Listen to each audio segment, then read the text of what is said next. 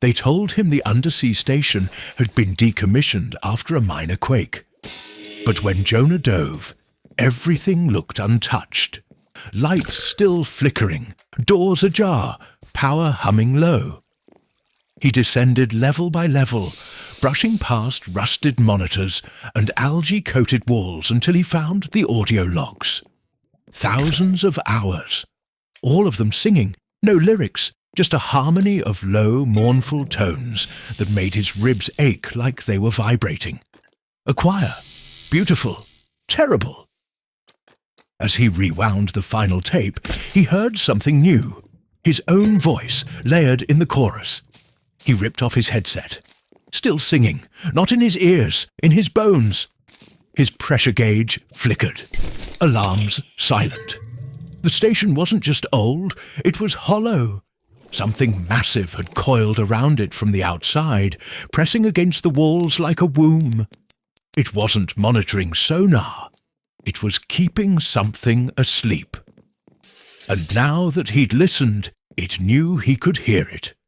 And it was singing back. Jonah tried to ascend. The controls locked. His oxygen read full, but his lungs burned. The humming in his chest grew louder, more rhythmic, like breathing that wasn't his own. The station lights dimmed, then shifted red. He floated weightless, watching the walls breathe inward like a throat preparing to swallow. A distorted shape pressed against the outer glass. No eyes, just smooth black skin stretched over shifting muscle, lined with mouths. Each mouth sang in unison. Jonah screamed, but it wasn't a scream. It came out as a harmony, perfect pitch. He clutched his helmet, tried to sever his comms, but his hands moved too slowly. Or not at all. His fingers were webbing. His teeth loosened. He wasn't drowning. He was being tuned. A final voice whispered through the bulkhead. "You heard us. You belong to the song."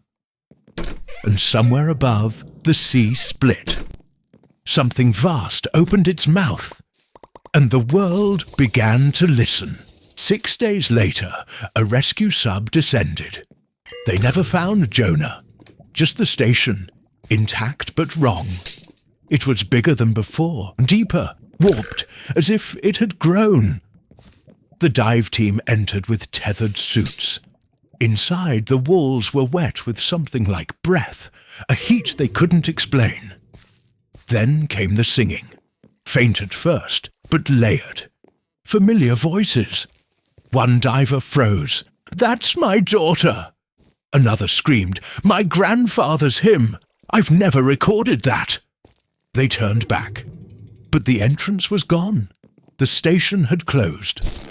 Suddenly, Jonah stepped from the dark, naked, skin pale and stretched too tight. His mouth was sealed shut, but the voices still came.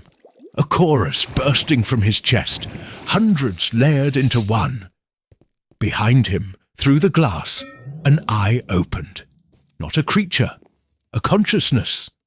The ocean itself had learned to sing, and it was ready for an audience. They recovered one diver, barely alive. His helmet was shattered from the inside, lips blistered, tongue gone. But he was humming, even in his coma. Doctors tried to sedate him. It didn't work. Every time the machines beeped, he hummed the pitch back, perfectly. Then the power died across the hospital.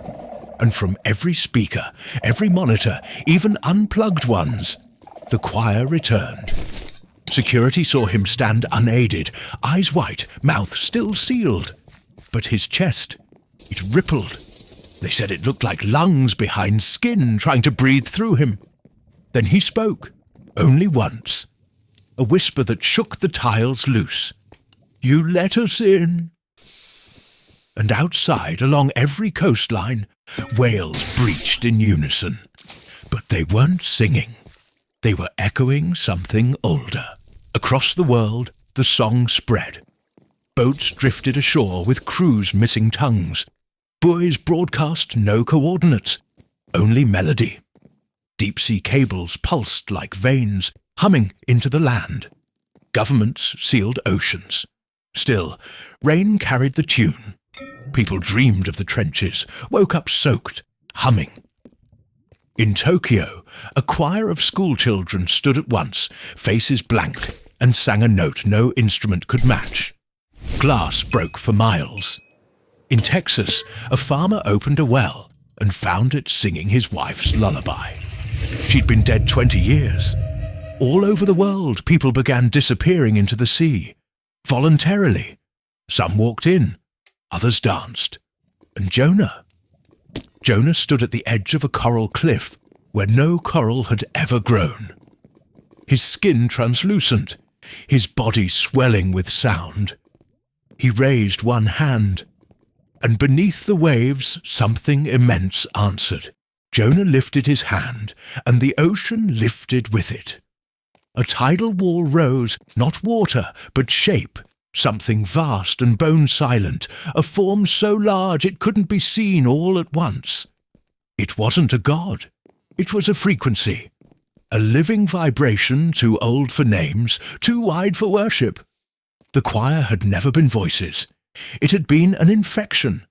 And Earth had finally reached the right pitch. In cities, people dropped to their knees, not in fear, but in harmony. Skyscrapers began to hum.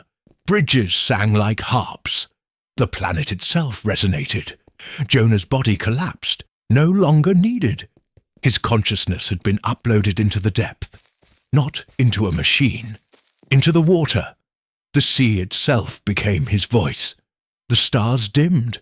Satellites stopped transmitting. Because beyond our planet, something else had been listening. And now, something deeper than oceans was singing back.